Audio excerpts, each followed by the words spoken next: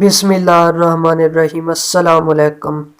حقیقت official T V 3 کے ناظرین کو خوش آمدید کہتے ہیں اپنے چینل میں۔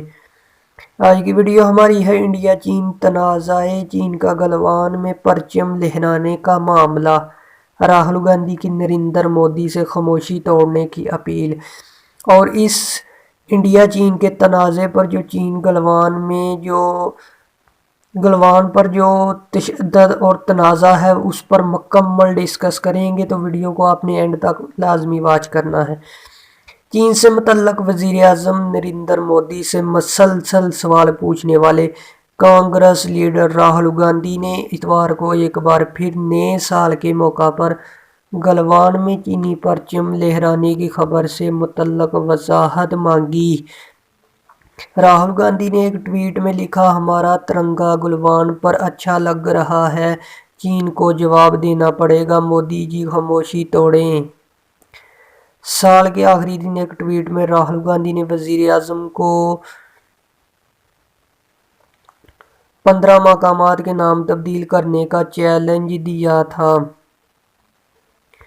گلوان میں چینی پرچم۔ اخبار گلوبل ٹائمز نے، جسے چین کی حکمران جماعت کمیونسٹ پارٹی کا ترجمان قرار دیا جاتا ہے، 1 جنوری کو ایک رپورٹ شائع کی ہے جس میں بتایا گیا ہے کہ نئے سال کے موقع پر وادی گلوان میں پرچم لہرایا گیا تھا۔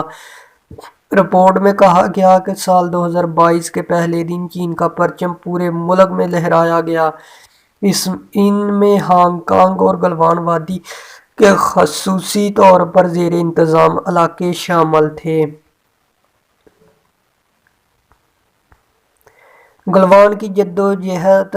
جون 2020 میں وادی گلوان میں انڈیا اور چین کی فوجوں کے درمیان جھڑپ ہوئی تھی جس میں 20 انڈین فوجی ہلاک ہو گئے تھے۔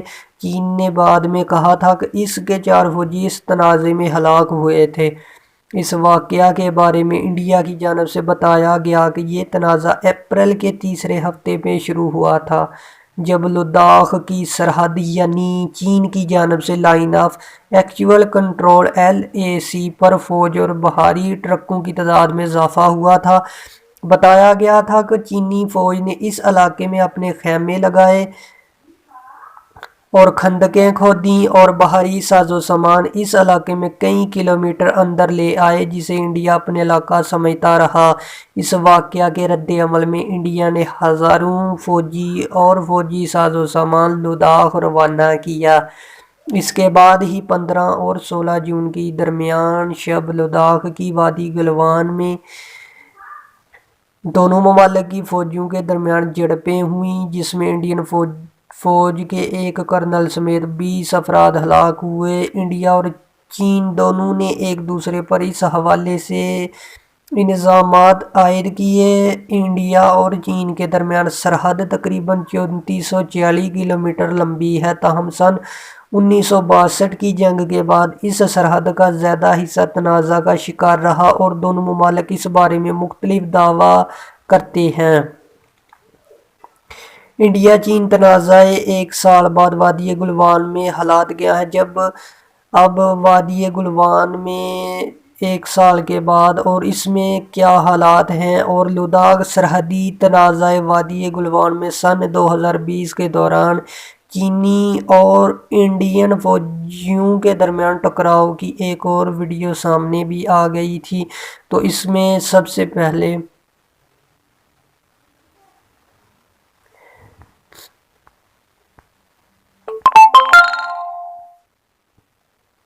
مقامی افراد کیا کہتے ہیں۔ لائن آف ایکچوئل کنٹرول کے قریب واقع جھیل تاسو جھیل تک پہنچنا اب بھی بہت مشکل امر ہے۔ سیاحوں کو جنوری کے مہینے میں یہاں آنے کی اجازت ملی ہے، جبکہ ان ذرائع ابلاغ میں شامل جسے میرک گاؤں تک پہنچنے میں کامیابی ملی ہے۔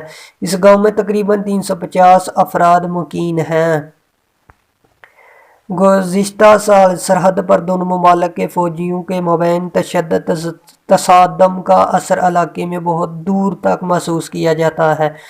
اسٹریٹجک امور کے ماہر اور انڈین فوج کے سابق کرنل اجے شکلا نے کہا کہ پچھلے ایک سال کے دوران انڈیا اور چین کے درمیان سرحد پر جاری تنازع نے دونوں ممالک کے تعلقات کو بدل دیا ہے۔ چین نے سن 1959 کے سرحد کے دعوے کا اعادہ کیا ہے۔ اگر انڈیا اسے قبول کرتا ہے تو سرحد کا بہت سا علاقہ چین کے حصے میں چلا جائے گا۔ چین کا موقف کیا ہے؟ چین لداخ کے مشرقی علاقے میں پہلے ہی اکسائی چین کو کنٹرول کرتا ہے، اگرچہ انڈیا اس پر اپنا دعویٰ کرتا رہا ہے، لیکن یہ علاقہ اسٹریٹجک لحاظ سے چین کے لیے اہم ہے کیونکہ وہ چین کے صوبے کو مغربی تبت کے ساتھ جوڑتا ہے۔ چین مسلسل یہ کہتا رہا کہ لداخ کی موجودہ صورتحال کے لیے انڈین حکومت کی جارحانہ پالیسی ذمہ دار ہے۔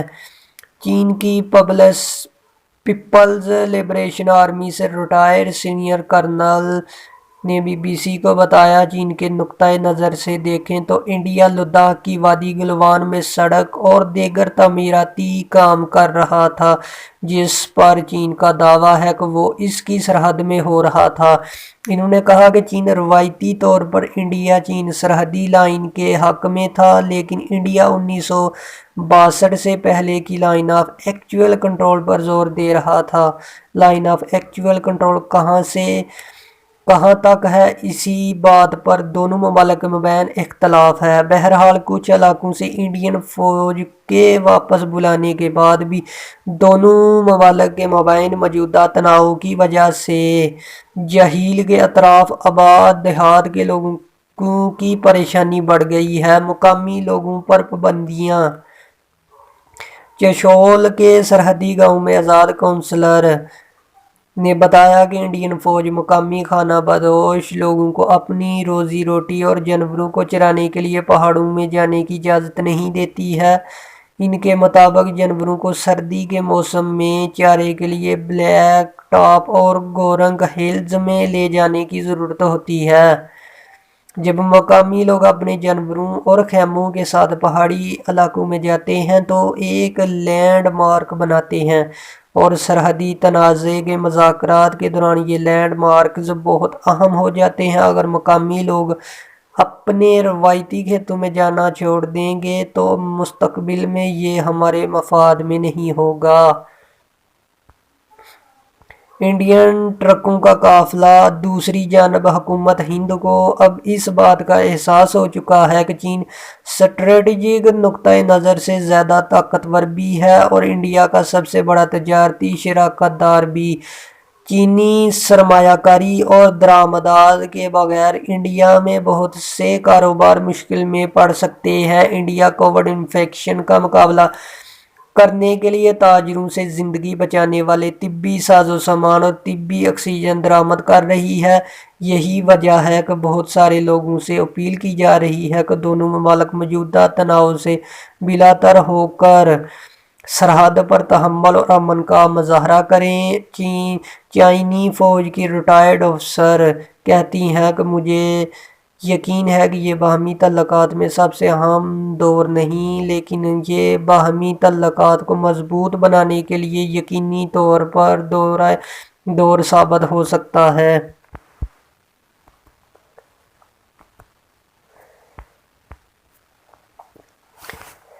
گلوان وادی میں جہاں گزشتہ برس خون ریز جھڑپ ہوئی تھی، اب وہاں دونوں جانب مستقل فوجی اڈے تعمیر ہو گئے ہیں۔ یہ صورتحال 2 برسوں سے خراب ہوتی جا رہی ہے۔ مثلاً کافی وقت ہو چکا ہے 2019 سے کشیدگی کافی بڑھ چکی ہے۔ چین اور بھارت کے درمیان جو گلوان وادی کے اوپر جو جھڑپ ہے وہ کافی حد تک بڑھ چکی ہے۔ چین کی موجودگی یہاں بہت زیادہ بڑھتی جا رہی ہے، توازن ہر جگہ بدل رہا ہے۔ یہ صورتحال دراصل انڈیا کے ہاتھ سے کافی حد تک نکل چکی ہے۔ سب سے خطرناک بات یہ ہے کہ ہم اس حقیقت کو سمجھ بھی نہیں رہے کہ حالات ہمارے قابو سے باہر ہو گئے ہیں۔ اب ہم چین کی برابر نہیں کر سکتے ہمارے پاس ٹیکنالوجی ہے اور نہ مالی وسائل ہیں۔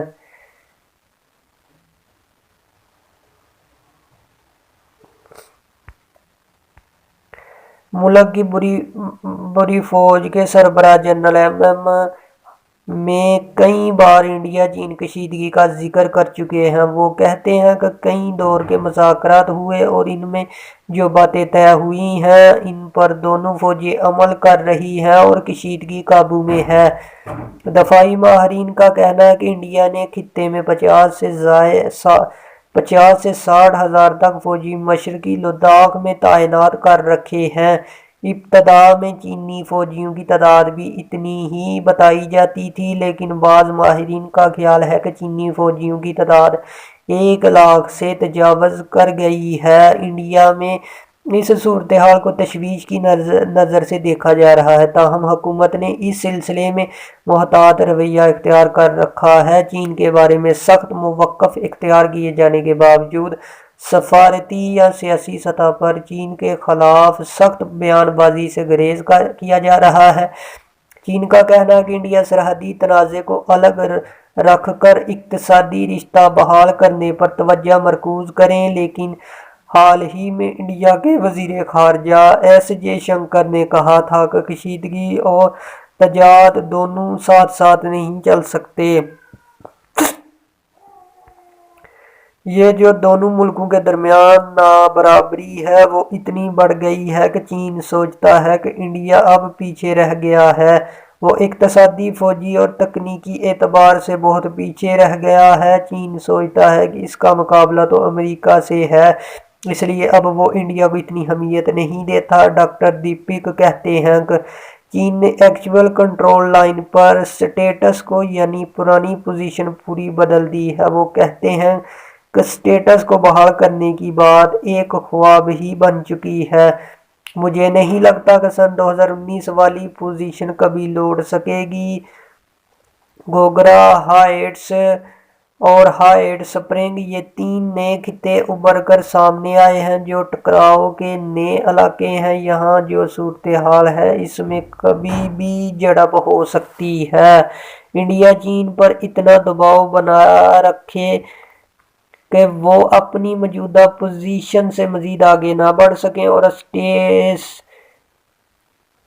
کو کئی بحالی کے لیے مذاکرات کے لیے تیار ہوں۔ چین سے مذاکرات میں تعطل کے بعد انڈیا اب رفتہ رفتہ امریکہ کی زیر قیادت چین مخالف اتحاد کی طرف مائل ہو رہا ہے۔ انڈیا کے وزیر خارجہ ایس جے شنکر نے گزشتہ دنوں کہا تھا کہ چین سے انڈیا کے رشتے ایک انتہائی مشکل موڑ پر پہنچ گئے ہیں۔